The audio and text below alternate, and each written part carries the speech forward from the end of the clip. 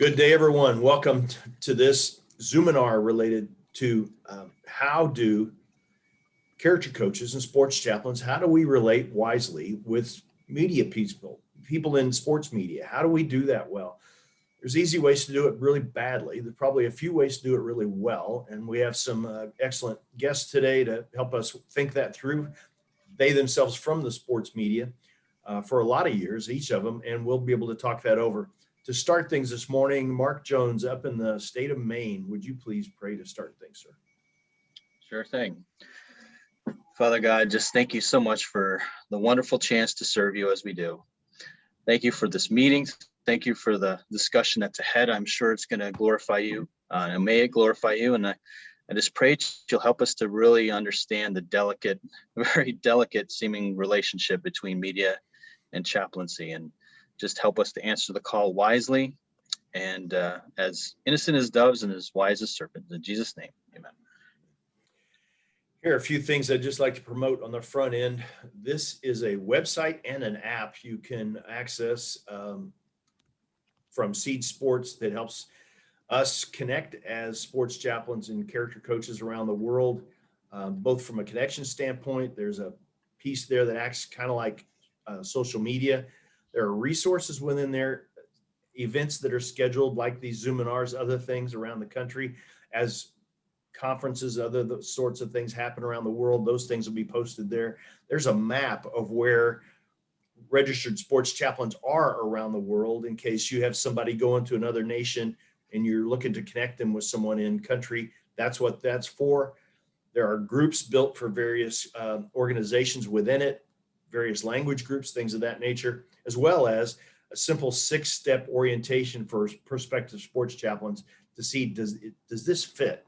Something you could point someone to who has interest in serving in that way. That's what that orientation is for.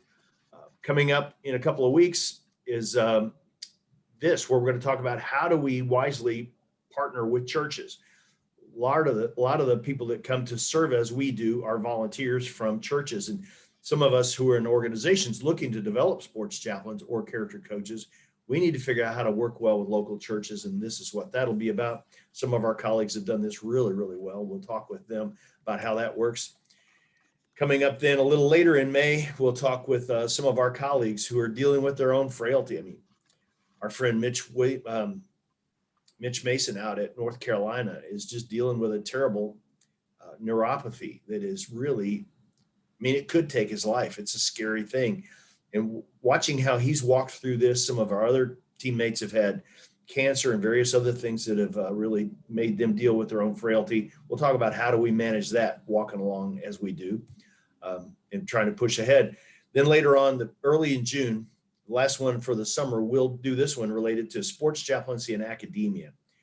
Where's the intersection of those two things? Our practice and their academic study, where do those work together well? We have a bunch of really well connected people that both study, teach, train people how to do that on the list on the screen there. And some outstanding people whom I trust very deeply. I think in the best case scenario, our practices and their academic work serve each to enhance the other's work. And so we'll talk about how those connections work during that time. Now, let's move ahead to our guests for the day. Want to introduce them and then have them tell a little bit about their own career in sport media. First of those being Mike Reese from Southern Illinois University. We'll talk with Mike in a minute. Kenny Mossman is at the University of Oklahoma in sports information there. And then Darren Kennard, long-term sports anchor with television, an ABC affiliate in Southern Illinois, and now doing some more online sort of things, but still in the sports media world. Let's start in that order. Mike, if you can give us the simple where, what, how many years, that kind of stuff of your career in sports media. Too many years, I think, some might say. Kenny, good to see you. Darren, good to see you. Been a long time. Kenny from Illinois State, good to see you're still wearing red, but it's a little darker. Yeah, it's a little darker. My name is Mike Reese, and I've done, this is my 42nd year doing Southern Illinois University football, baseball, and basketball. Have worked for the university, shared with Learfield in terms of the paycheck since 2008, 2009. The first 30 some years I worked for the radio station that was among the flagship stations for the teams. So I was a sports reporter for 30 of the 42 years doing morning sports, and am a graduate of SIU, born in Ohio, and came to school in Southern in 74 and never left, and happy to be here. Outstanding. Kenny, what can you tell us about your life in sports media? Well, I've been at Oklahoma for the last 20 years. I came here as the director of media relations, and now I'm senior associate athletic director over our external areas, which includes broadcasting and anything that we have that has an outward push. Originally from Kansas, I started at 8 years at Kansas State and went to an assistant AD position at Illinois State, and then came to Oklahoma. And if I'd have known Mike Reese was going to be on here, I probably wouldn't have shown up because he's a big timer. No, it's really good to see him. For many years, he was working for one of the rival schools, but always a really big time professional. And those 10 years I spent in Missouri Valley, I have to say it kind of quietly here in my office, but those were probably the 10 best years I've ever had. That was a great experience. But thanks for having me, Roger. It's good to be here. Outstanding. Our thrill. And now, Darren. Hello, my name is Darren Kennard. I graduated SIU in '93 and started at WSIL, the local ABC affiliate, as a news photographer. Certainly wasn't what I wanted to do, but it was a foot in the door. And as sports opportunities became available, I grabbed them up and eventually worked my way up from the third sports position to the weekend anchor to the sports director that I spent about 15 years or so doing. And then in August of 2019, I left WSIL and joined Withers Broadcasting with the goal of starting a high school sports website. And we are trying to build the one-stop shop for all Southern Illinois high school sports action, from radio streams to video streams to what I do and have done for many years, which is go and cover games and report features on players and teams and things like that. So was a little scary there for a while to have started a high school sports website with no high school sports, but we've survived, and now we're just incredibly busy right now. Excellent. Yeah, it's been the weirdest year of all things for everybody this year. Everybody seems to have navigated them well, though. As we think about how sports chaplains or character coaches intersect the sports media world, there's probably a lot of ways to do it. Some of them wise, some of them not so much. If you work like I do with Baseball Chapel as well, it's really simple in their world. They say, just don't ever talk to media. Just don't ever do it. They make it really simple. They always say, point to the players, point to the management, point to the coaches, whatever you want to do, but you're not to do it at all. So I think that's one end of the spectrum. There's probably other ends that some people talk to everybody all the time about everything. That's probably not wise either, but where's the middle ground that we can do this well? What I'd like to ask our guests is first question, in your experience of doing this, how have you interacted with people serving as sports chaplains or character coaches? Has that been helpful or harmful to the process? Tell me about your experience with that, anybody of the three. Well, my experience is with you for 99% of it. And so I guess I judge a lot of it on you, which I suppose will be helpful to the group too. But I think in terms of introducing this question, Roger, the one thing that struck me the most is when you said the baseball mantra, and I'm sure it's not the only sport, is don't ever talk to the media. And I get that. I think that's a growing trend too, not just among sports chaplains.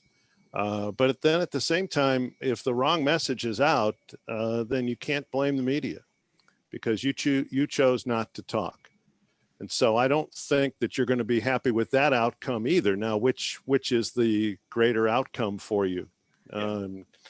That the wrong message is out, or a message you disagree with is out, or you didn't say anything at all. And so, I I think that you have to research more than ever.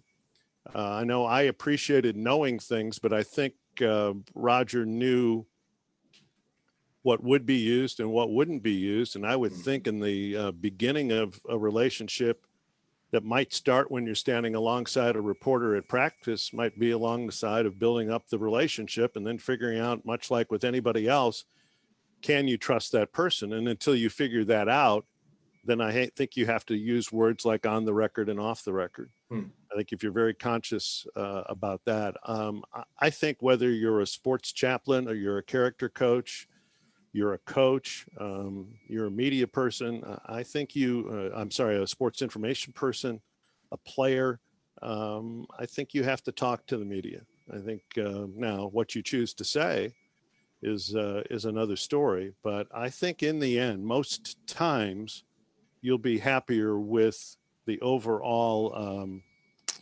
atmosphere about your sports chaplaincy if you're speaking to the media and you have a relationship with the media, because I mean, media get the rap that they deserve most of the time. However, at the same time, they're human beings too, and so they're not all ogres.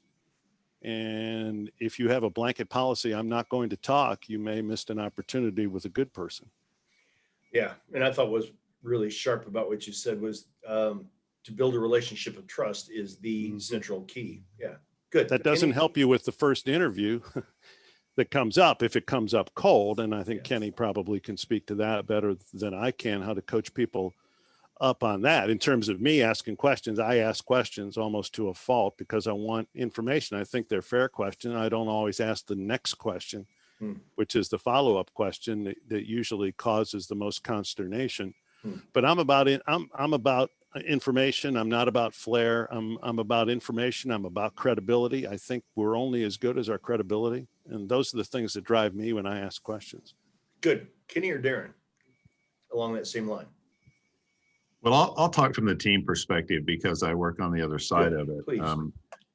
To me, the first thing you'd want to establish is what's the coach's comfort level with your interaction with media, because Smart. your main job is to minister to that team, and you'll be able to do that to the level to which the coach will allow it. And if the coach feels like you're in their circle and that what's confidential in the team, the teams all have the saying that what occurs in the locker room stays in the locker room. And so I think you have to establish that with the coach first beforehand. But I would say this too, to me, if you're a sports chaplain, then you have a ministry, and any believer has a ministry, and the ministry does not stop at the locker room door. So my recommendation would be that you establish maybe a different kind of relationship with the members of the media. I don't think you should ever be a source of information for them as it relates to the team or any of the individuals on the team.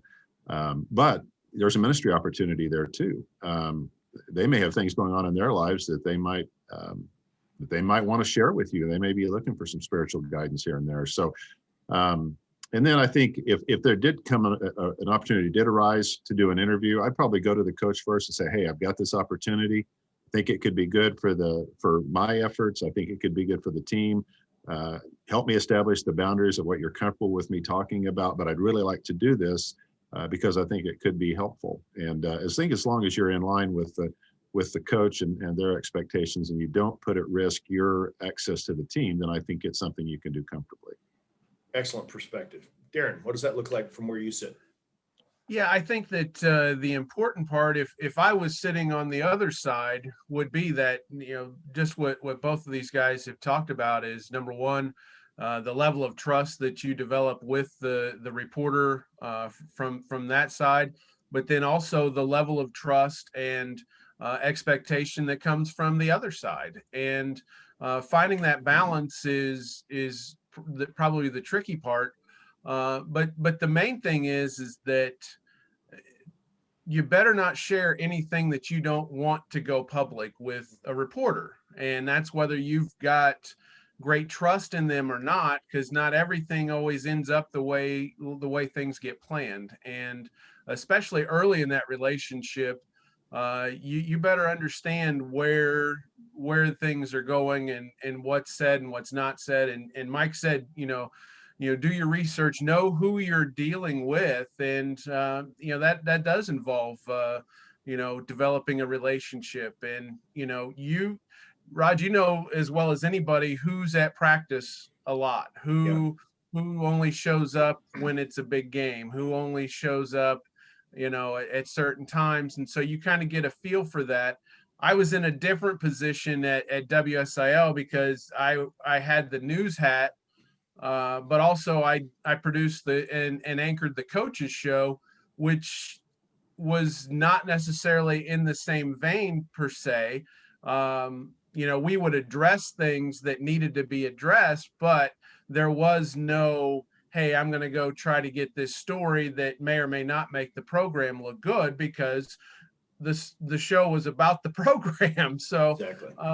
So it was a little bit different. And so, if I came to you, hey, Raj, I'm going to try to do a feature for the coaches show, that's probably going to be, you're going to be in a situation where that's a positive for the program. If I come to you as Darren Kennard from WSIL, and I'm asking questions about somebody who, we've heard rumors that got a DUI or something, then that's a whole other situation, and really a consideration you have to make.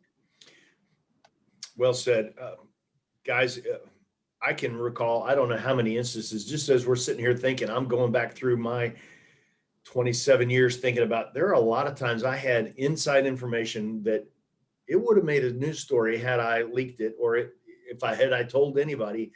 Have there been situations where a sports chaplain, somebody you knew, had information that leaked out that was really not helpful about the team or about a coach or about a player, that, like that DUI, Darren, you mentioned, 3 guys popped up into my mind that I knew had those enough, biting my lip, I'm not telling anybody. Or Mike, you'll remember when Coach Kill had his cancer battle and all those situations were happening, and the nature of recruiting was such that if it got out that he has cancer, it would crush a bunch of things. And so we were very tight-lipped about everything through that whole process. Can you think of times when that's either been a problem, or maybe when the character coach, the sports chaplain, was a source of information that was helpful? Can you recall any of those, either of you 3? I can't. The Kill thing. I can see where that was, but I don't want this to sound the wrong way, but if a sports chaplain gave me a news tip, especially where I am in my career now, I want a couple of sources anyway, but I wouldn't want to put the sports chaplain in that position. You never say Good. never. I would not, if a player was in trouble and the sports chaplain told me that, I don't do this with sources anyway. I would not go to the coach and say, Roger Leip told me that blank blank, it did this. I wouldn't do that, because if for no other reason but selfish reasons, that'd be the last time Roger would tell me something.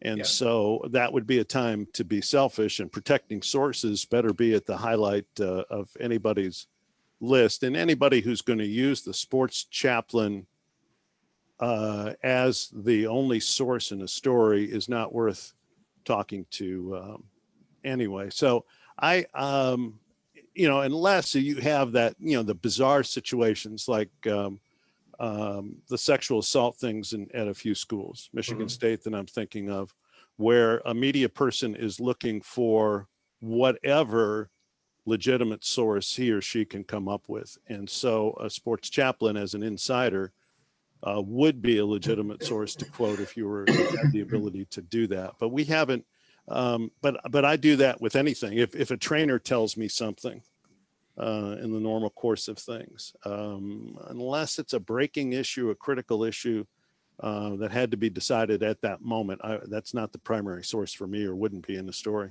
Good. Kenny, how about from your perspective? Well, I think not only would that be the last time Roger ever told anything to Mike, it would be the last time Roger had access to that team. Bingo.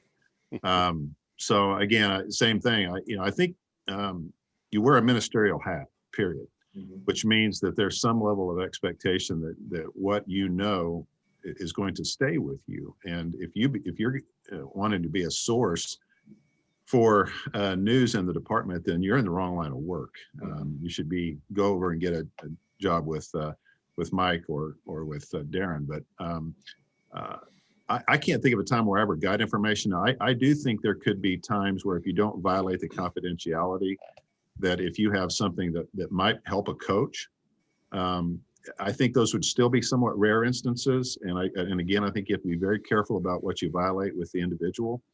But there might be some instances where that would make some sense. But I would, there was an instance that happened a couple of years ago. It's maybe been a little bit longer than that. Roger, I don't know if you're familiar with this one or not, but the FCA rep at Oklahoma State was written up in a Sports Illustrated story, which proved to be false.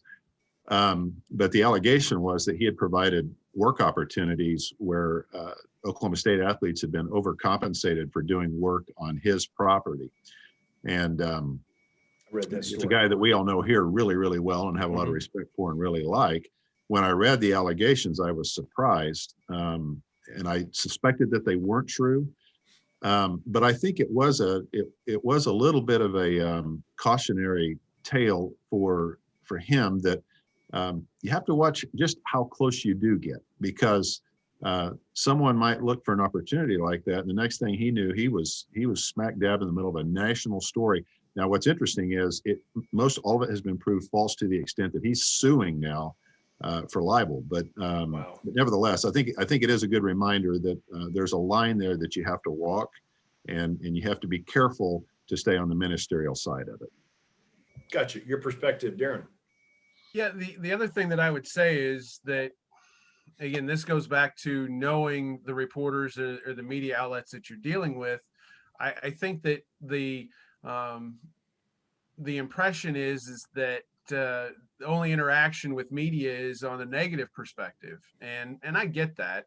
But where I think that you guys could be valuable, and where things for me is some of those insider stories that are not bad, but hey, did you know about this kid who, he's having to work 2 jobs in addition to doing this because of, or maybe those human interest stories that, tip, hey, here's a kid that you might do a little further digging on because he's a great story, or because those are the stories that you guys have access to and see every day, that we don't. And whether it's you can't depend necessarily on the sports information department to put that out, and honestly, the way things have changed from the good old days was the sports information department was to assist the media outlets. Well, now the sports information department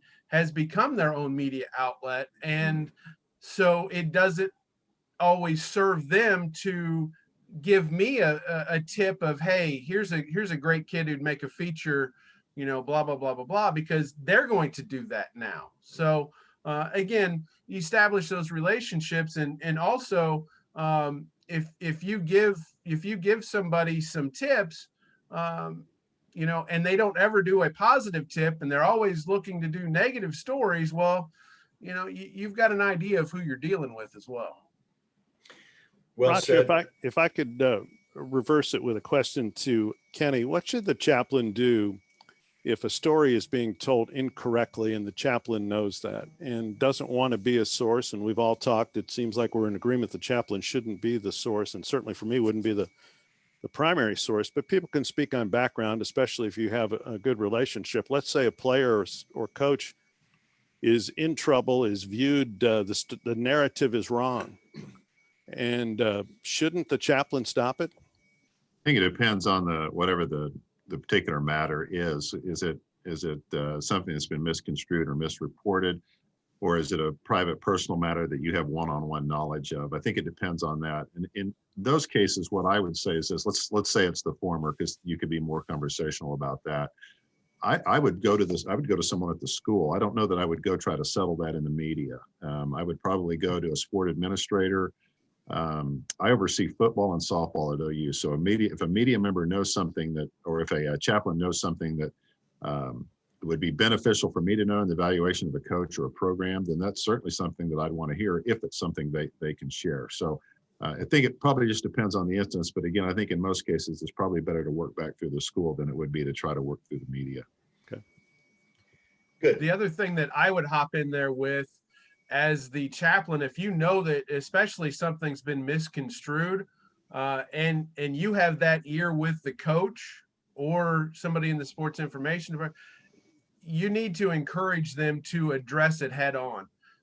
Because I'm going to tell you, you can no comment and all this and that. Eventually, it's going to come out, and you're better off to address it early. And quite frankly, I use Andy Pettit as an example. Mhm. He came out, admitted something was wrong, and he is not vilified like the ones that fought it, wouldn't comment on it, things of that nature. I always have felt like you're better off to address something whenever it becomes an issue, or even before, if you have that opportunity. And I know Kenny may disagree with me, and I understand that, but I also see what happens down the road if things don't get addressed, and then it comes out, and all of a sudden you have a mushroom cloud when it could have been, it could have been just like a little flashbang or something. Yeah. You want to follow that up, Kenny? Yeah. Again, I think we're in a difficult conversation because we're trying to broad brush something that really you'd have to know the particulars of before you got into it. I've done this for a really long time, and no two stories are the same. So yeah, I'll say this. I'll use COVID as an example about transparency. We decided at the outset of COVID that we were going to be a complete open book in our department about our COVID numbers, and so we released way more than most schools did about testing and positives and negatives and recoveries and all that sort of thing, and have been roundly applauded for that. So I do agree with Darren. I think there are times where being transparent, being out in front of something is good, and it does tend to build credibility. But I can cite some other instances where it probably wouldn't be the right thing to do. So I think it just depends on the instance. The other thing Darren mentioned a while back that I think I'd highlight would be the overcomer type story, the really positive story. I would agree with that. I think if a chaplain knows something along those lines, and again, it's not terribly personal, sharing that with media, I think is an okay thing. I would still probably run it through somebody at the school if you don't want to run it through the sports info. We are our own media source here at OU, but we also honor media. If they have something that we don't have and they got to it before we did, we honor that. And I think most schools probably would, but I would agree that if you've got something positive like that, I think that can be a good thing to share. Yeah, just to reinforce that, probably, Kenny, you would say the right thing to do. Suppose I'm standing at practice talking with Darren on the sideline one day, and I mentioned, hey, this is a great kid. This is a phenomenal story. Would the right channel be for me to say, Darren, how about you talk to the people at Sports Information about this, because they can give you the real story on this kid? And yeah. Would that be the right channel to send it that way? I think that's always the best approach. And then if the sports information person burns you on that, I think you've got a very ethical foundation to go back to that person and explain to them that that's not how it works. And Okay. I would be concerned about a university worker who would pull that stunt. But yes, I think that would be a good strategy. Good. My next question is more on a general basis. How would you suggest sports chaplains, character coaches conduct themselves just in their random meeting of a sports media person? How should we conduct ourselves? What should be our sense of either openness or guardedness? What should be our stance in that regard? The same as the media person, Roger. I would say the same as you would be when you meet somebody else for the first time, especially somebody that would be important in your career, in your daily job, and that would be yourself. If you are talking to a media person and there's an instinct that you got to be like you are a media person, and you drop into a voice and you drop into an act, that's phony just as it is to a player, Gotcha. And so be who you are, because that will help your credibility. And that's what I'm big on. And that's the way the media person, I talk to young broadcasters all the time about that sort of stuff. Be who you are, not who you wish you were. That works for a lot of us anyway in the jobs that we do, but especially in media, because in the end, you become the best communicator you can be when you are yourself. And so that's what I would say. That would be the start, and then trust your instincts as you judge whether, how that relationship with that person you're talking to is going to go. Good. Darren, your angle on this. Well, I think that, we talked about earlier about, providing information or tips or whatever, Mhm. but I would think that from your guys' perspective, you have to be really careful. Also, just that you don't want to appear to be a gossip, because then that cross on your shirt doesn't mean as much. Or maybe you're dealing with somebody in the media that is skeptical anyway, and they're like,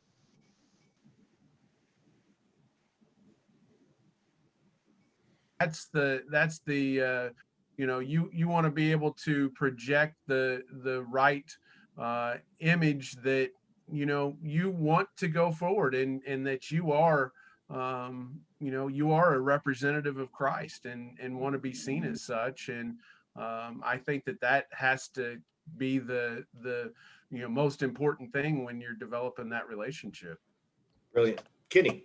Yeah, I would agree with that. And I think I would approach it this way. Those are both really sound pieces of advice. I don't think you should ever look at a media person as a means to an end. They're just another person that you're going to be around. And again, you're in ministry and you don't know where those ministry opportunities are going to arise. And you may encounter, I've had people corner me because they know my walk, and people that I would have never suspected were going to come to me. But if you are known to be that, then you wind up with opportunities that you just never dreamed would come your way. So don't view them as a means to an end. Don't view them as a way to build your profile. That's not what ministry is about. But view them as a new friendship, a new contact, and someone that at some point you might be able to help. And so that's how I would view it. I think Mike nailed it. Just be yourself. Good. With the onset of so many channels of social media now, how has the environment changed? And is there anything in particular we should be conscious of as we're standing and talking with some random person? He or she may not have a logo from the local TV station or radio or a newspaper sort of credential, but it may be blogger guy from over here or social media chatter girl over here. How should we be just either more guarded with those people, or ask who you are? Or how do you think we should handle just this new social media environment as to how we conduct ourselves with people like that? Well, the questions may determine that. If the questions are about specific athletes or specific instances, then that's a reporter. If it's more personal, friendly, how's the weather, how's the family, those sorts of things. If the blogger is going to turn around and tweet that, then that person is really hurting for material. So I think you better trust your instincts, and I bet your instincts are pretty good. Otherwise, you wouldn't have the job that you have. And but yet, when you're new at that profession, like every other profession, I'm sure that you're going to make mistakes.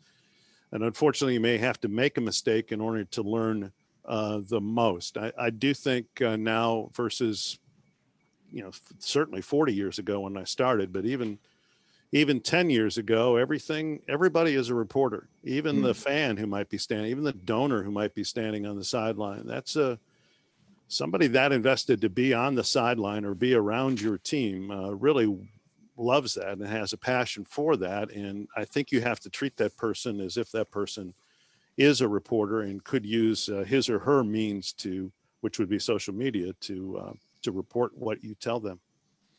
Just about anybody with one of these is a reporter, we're all right? reporters. We're all reporters. We feel like everybody has to see our picture at every event, and I'm guilty of that too. Hey, here's my picture. I'm going to broadcast this game on Saturday. Well, there's ego involved in that too. And so don't think that that donor who loves the access anyway, because his $500,000 got him to the sideline, don't think he there's no ego there too, and doesn't like to show that off. So you have to treat that anyway, but I think you would anyway, because you have that position and you've thought about that with reporters. And so I would treat random people like reporters. Kenny, I'm sure you have to deal with this, and you think about how do we restrict access to certain places around the stadium and such. How have you guys dealt with this? It's been a big challenge. I have told people that when I got here, I could parade 20 or so people up in front of our football team and say, these are the people who cover our program. Yeah. If they're here, know that there are reporters on the premises. Now, every person in every class that they take is a reporter because they all have a social media account. If anything, it has, and we've learned it the hard way many times, it's maybe helped all of our accountability to know that there are eyes on us 24/7. And ethically, we need to behave in such a way. That should have always been the case, but now it's even more so, because people watch us and see us and can take pictures of us and report what we're doing. So it's been an area that we've used to remind them that, hey, you have to be careful. These things are around all the time. And so that's one way that we've approached it with our group.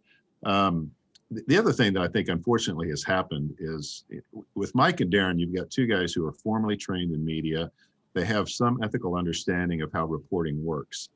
The greatest casualty of the social media age, and in the slimming down of traditional media and the growth of non-traditional media, has been the complete sacrifice of ethical standards. Wow.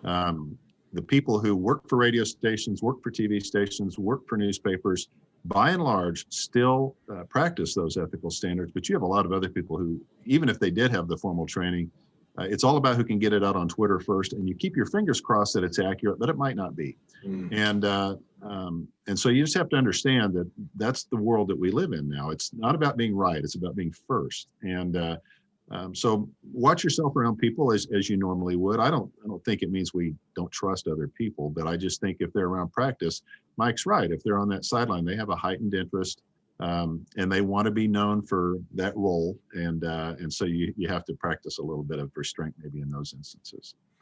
Good. Darren, how's that look from where you sit?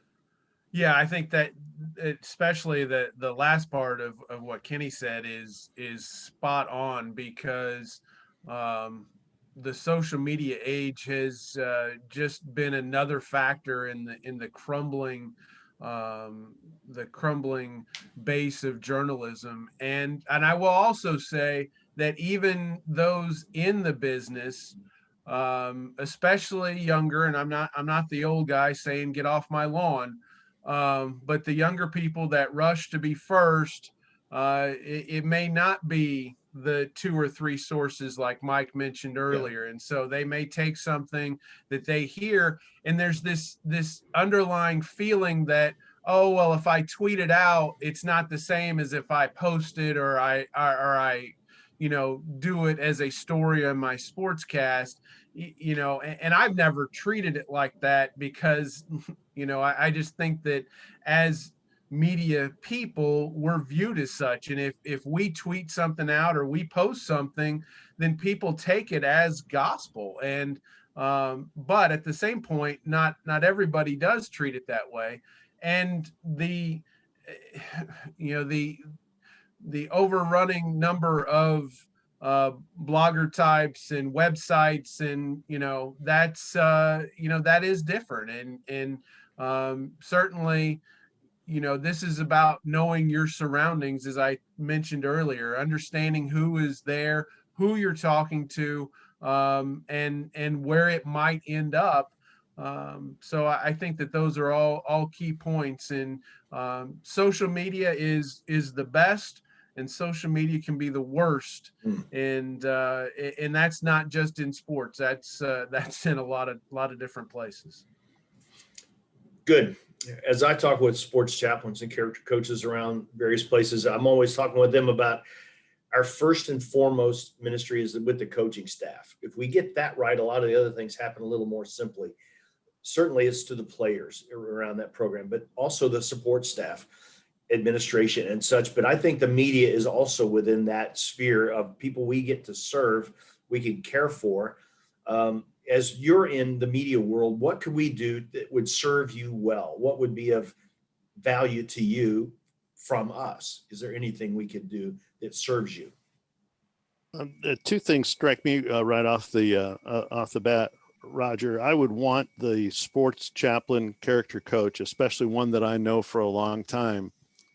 The thing that I fear the most, especially at 65 years old, my career is going to end somehow. I'm hoping against hope, maybe, that it ends on my terms and on my decision, and not because of my inadvertent decision or inadvertent mistakes. So if I'm wrong, I would want the character coach to tell me that, even if I'd known the person for 3 minutes, let alone 3 years or 3 decades. I would want that. And then I would want the person to do what you guys talked about earlier. If there are feel good stories, there are feel good people, there are people that, especially people that you've seen who've grown, who've done something that make a public impact on more than just one person. I think those sort of stories, I'd like to know those two things. But the most important thing, and a lot of times it's that's true with not just the chaplain, but other people that I would deal with. I have an intense fear of being wrong, especially in a public setting, not when I'm just shooting my mouth off with an opinion, but in a public setting, doing a game or an interview or whatever. To be wrong, I'm afraid of that, and not to the point where I'm paralyzed or not aggressive, but I'd want that person, because of what he or she knows, to make sure I've got the right info if that person hears I have the wrong info. Good. Thank you. Darren, what do you think? Well, and I think that those are great points. And, certainly approach goes a long way. When mistakes are made, how you deal with that and how you deal with the person that made the mistakes is not only important in developing the relationship, but also, making sure that it gets correct, and then that relationship down the road. We're all human, and we don't want to make mistakes. But number one, if the character coach comes up and gets in your face, number one, that what kind of character is that? And then number two, you're not as interested maybe in fixing the situation. But at the same point, just keep coming back to the word relationship. And Rod, you and I have known each other for a long time, and whether it's a story related or team related or whatever, just a communication. Hey, how's it going? And that's a two-way street. That's not just something that you should be expected to do or feel like you have to do. But hopefully you develop that situation that you have a relationship with that person to really care about them, and as Kenny said, those opportunities that may be there as the sports chaplain that is is unrelated to the fact that this person is a reporter or whatever. It's just they're a human that needs Jesus. Yeah. Good. Kenny, how does that look from your side as well? Well, one of the things that you talk about a lot, Roger, is being present, and I think that's where I would start. To be present. There was a time in our country's history where having a sports chaplain would have been viewed universally by everyone as a very positive thing, and I don't know that we live in that culture anymore. We probably here in Norman, Oklahoma, and there maybe in Southern Illinois and wherever the rest of you are, maybe your pockets where that is still very much the case, but I think our culture is shifting a little bit. So what's the stereotype of the sports chaplain, and how can you shape that? And Are you someone who sits in judgment of others? Are you hypocritical? That's certainly the assessment that a lot of people make of Christians these days. How do you shine Christ's love when you're in your role without compromising your values and scriptural principles? How do you do that? And I think you can. I think it can be challenging at times, but I look at it as an opportunity for all of you to set that profile, to set that stereotype. What is that person like? And yes, that person holds to some biblical standards that maybe our culture doesn't embrace, but above all, he represents hope and love, and that's something that I like to be around. Yeah, just as we've been talking, I remember, just for illustration, I remember visiting Mike when he was in the hospital one time. Remember sending text messages to Darren when you had a family loss. And I remember visiting with Cindy Scott's women's basketball team at SIU when the sports information director attached to women's basketball suddenly died of a heart attack. And sitting there talking with these young women who had grown to love this guy. He traveled with them on all their road games, and suddenly he's dead. And Coach Scott needed somebody to be able to talk with those kids about death and dying and the grief process they were experiencing. And wow, those are part of our service. These folks are important to us, and we have to be ready to step in and serve in an important way. Let me turn one corner here with you guys and ask, is there one thing or two things one should never do as a sports chaplain related to media people? And one thing he or she should always do? Well, I think you should always be prepared. We can't be prepared for everything. You can't be prepared for chance meetings, but you better be professional enough that you can slip into prepared mode. And I think for all of you, just as I would say for athletes, when I talk to them about being interviewed, and broadcasters, when I talk to them about doing interviews and doing games, it's okay to be prepared. It's okay to rehearse your answers. Most times, definitely, if you know that you're going to be interviewed, you have a pretty good idea what the questions are going to be. You have a good idea what the questions you hope aren't asked and the questions that you hope are asked. And so I would prepare even to the point where I'm rehearsing the answers out loud, because that will aid your credibility, make it a better interview, and you will feel better about that. And so rehearsing, so it becomes more and more a reaction rather than you have to think through it. And then that's when I think you probably will tilt toward the no comment deal. And I think when you get to no comment, you're making a comment and you haven't helped yourself or your employer. As to the absolute worst thing, I don't know how to say this delicately, but the only thing that in a sports chaplain setup or a conversation I would have with a sports chaplain, as I would with any athlete or coach who felt very strong about his or her religion, is to be right in their face with religion. And I'm one of those that while, I do have, I'm not religious, but there was a time I thought I was going to be a priest, and but it is not front and center in my life. So I'm one of those who's uncomfortable with that conversation, especially if it involves me right out of the chute. I don't know if I'm in the minority or the majority, and I know that sports chaplaincy isn't all about religion and all of those things. But I think when you start from that standpoint, at least with me and some others that I know in the media, that there's a negative reaction to that, and it's hard to recover from that. Mm-hmm. Over our years together around SIU, you've interviewed me 2 or 3 times, and the only reason I agreed to them is because I trusted you, and you didn't ask me backdoor questions that were aimed at trying to provoke some sort of foolish response or something. And so that was always helpful. And knowing ahead of time that we were going to talk, it did help me prepare so that I had something to say when you asked me something. Sure. Hopefully I had something to say. Good. Other thoughts, Darren or Kenny? Never do or always do? Or both?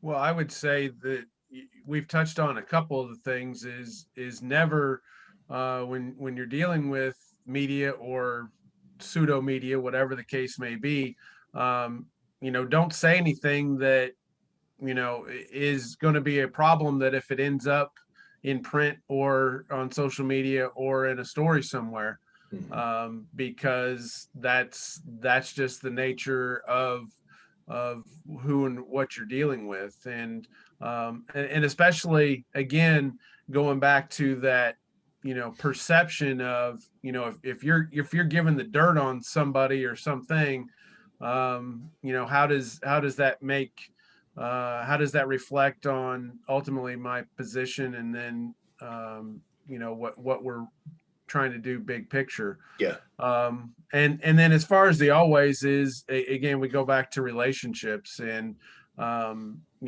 just trying to not necessarily be everybody's friend, but also just to be able to understand who you're dealing with and the people that are around. And that helps you when you know what you're dealing with or who you're dealing with. It certainly helps when it comes to how can I be of service? How can I be in a situation that I can reflect, I can reflect Christ's love, and that's what the position is aimed at doing. Mm-hmm. Good. On the other side of Kenny's response, we'll open the mics, and anybody who would like to, you may ask a question here in the last few minutes. Kenny, your thoughts? Never do or quickly, I'd always say do? always be on the job. Don't show up at a team event and forget what your role is. Be on your toes. I think Mike said it pretty well. Be prepared. So you're never off the clock, and especially when you're around the team. So always be prepared that way. Second thing I would say is something I would just repeat from earlier. Never do anything that's going to jeopardize your position with the team. That's your main focus. You don't want to lose access to them. And the moment that you lose trust with a coach or a group of athletes, then you've jeopardized your ministry. So make sure that that's always your top priority. Good, good. Anyone have a question you'd like to ask our guests? Bob. Yeah, this is maybe a little bit more towards high school with FCA, but what they get to, what are questions you could ask someone who approaches you about your ministry within the public schools or that, to find out what their motives are? Because we've had some people get burned, trying to give honest answers, and then it had skewed. So is there any questions we could ask that would help to guide us as to where this interview is going? I'll jump in on that real quickly because I deal with that a little bit here, even though we're on a college level. The one thing that we're always quick to draw the distinction of is we do embed an FCA person with us when we travel. But any interaction with our team chaplains is entirely voluntary. So I think one of the foundational pieces you have to lay is that there's nothing mandatory about your role.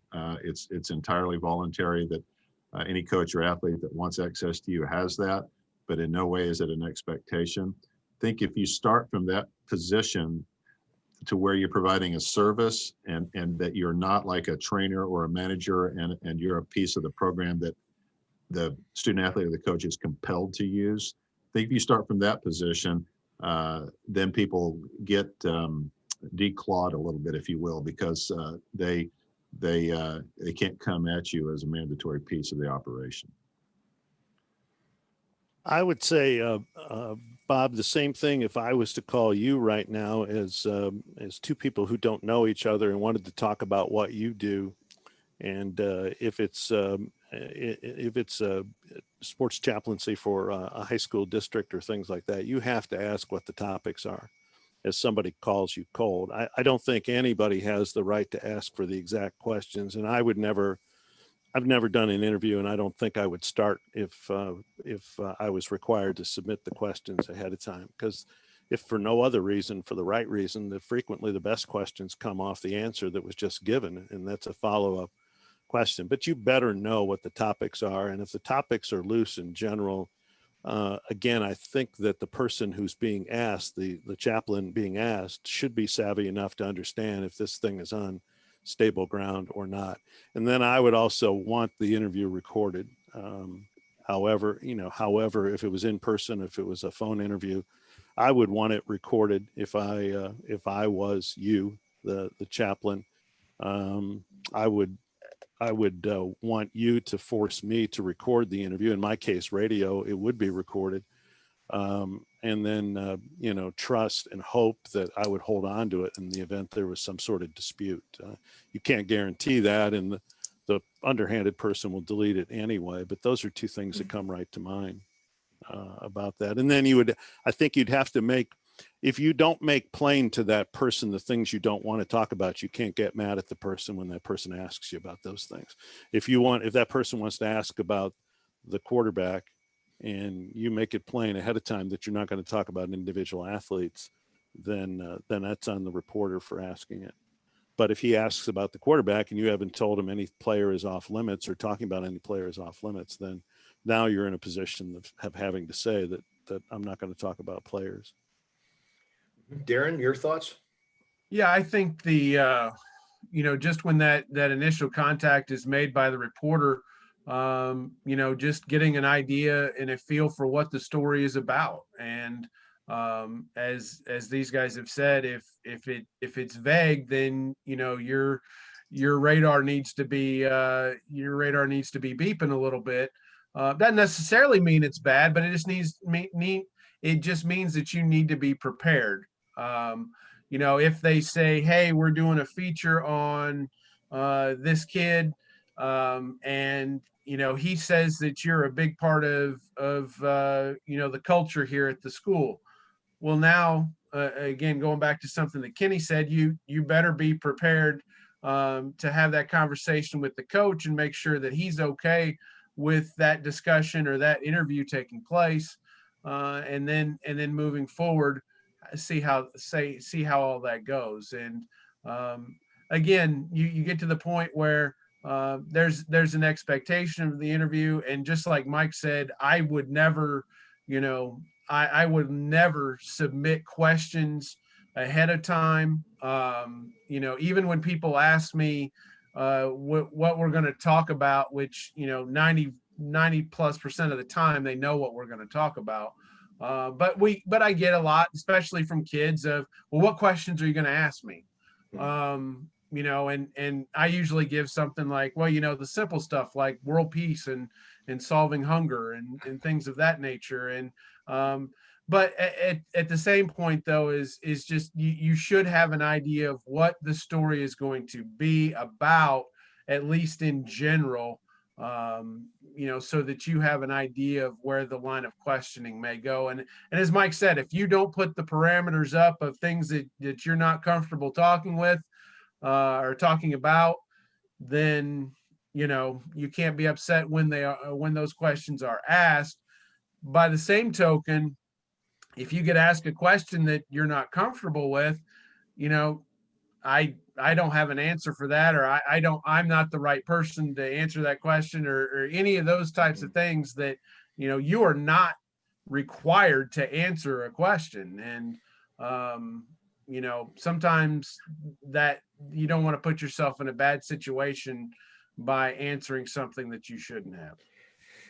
Right. And over the years, some of our colleagues have been less than wise. And if a reporter asks them a direct question about A, and then our colleague may say a pretty good answer to A and then think it's an occasion to preach for 5 minutes, that's probably not real smart. Let's just answer the question directly.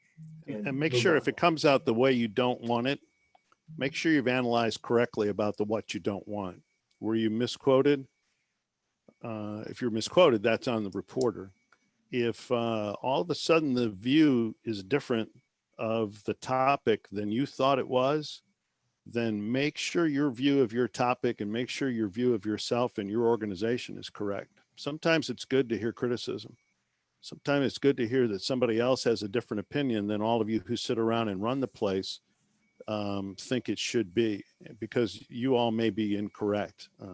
So make sure that you really identify what your disappointment or your anger is at a way a story comes out that involves you. Mhm. One final thought for my FCA colleagues there. We have a communications department at our support center that's really good at this stuff. And many times, if there are questions related to policy, there are questions related to big issues, they would much prefer we direct people to talk to them. In the same way, it might be the smartest thing to have things related to OU football. You should talk with Kenny in his office about that. This may be the wise thing to do if somebody's asking you a question about issues that are national in scope or other things like that. It may be wisest just to point them to the website or to point them to the support center and talk with our communications department, because they may have a wise answer that I may be stuck in. Making something up or speaking off the cuff may not serve anyone well. Any final thoughts or questions y'all have? Because we're back at the top of the hour and we're about to finish. I'd like to say thanks so much to Kenny and to Darren and to Mike. Y'all have been trusted friends and colleagues for a long, long time. I'm thrilled to have your friendship, even more than your participation in the call today, but that's been excellent as well. May I please ask my friend Joe Broker out in Colorado. Joe, would you wrap things up in prayer, sir? Be honored to do so. Let's pray. Father, we're grateful for this time that where we can gather to have more insight in how we can serve you in serving others. And Father, that we can know how and continue to deal with strong issues that are in our culture today. And also that there would be an inspirational, edifying, supportive way to share Christ every time, every moment we're with people. And sometimes we may use words. So I pray not only for the words that will be shared by one, but also share the attitude of living in the way you would draw us to live in you. So thanks again for this opportunity, and thanks for the leadership that Roger continues to provide for character coaches. And thank you again for this time we had together in Christ's name. Amen. Thanks, Joe. Thanks, everybody. Well done. Go Sooners. That's right. It's Looking for- Boomer. You say Boomer. Oh, sorry. Okay. Salukis play in the playoffs on Saturday and at Weber State. We can't wait for that game. And I'm with the Saluki women's golf team here in the Missouri Valley Championship tournament. So I'm headed for the golf course. Bless Have y'all. fun, Roger. Thank you. Thanks so much.